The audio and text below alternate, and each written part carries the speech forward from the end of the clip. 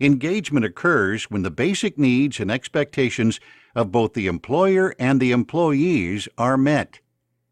To put it another way, engagement occurs when an employer meets an employee's minimum requirements for compensation, alignment, atmosphere, growth, acknowledgement, autonomy, and communication. Engagement usually starts on day one of employment. Employees accepted the job in the first place under the assumption that their employer will meet whatever they see as their minimum requirements. This engagement continues until such time as employees feel frustrated in their attempts to actually get the things they expected. Said another way, engagement can last for a day, a week, a month, a year, or many years.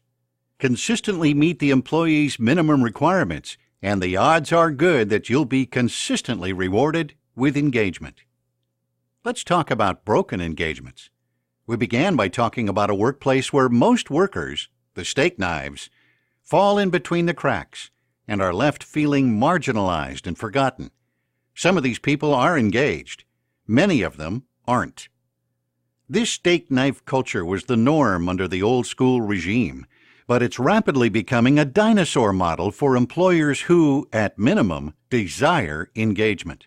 Those employers who see engagement as the end-all and be-all probably feel frustrated when their employees don't live up to those 7 core values.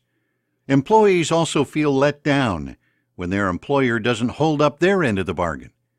In either case, what results is a broken engagement. One or both parties disengage.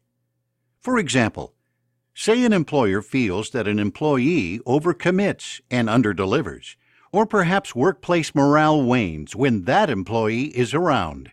The employer begins to disengage from the employee. Engagement deteriorates into disenfranchisement when either or both parties feel that one or more of the expectations on their list aren't being honored.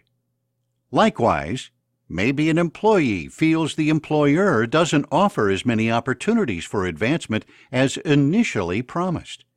Or perhaps the employee finds out that the company doesn't really practice what it preaches, or that the computers they're issued are so closely monitored that every keystroke they make and all the websites they visit are recorded and scrutinized. What happens then?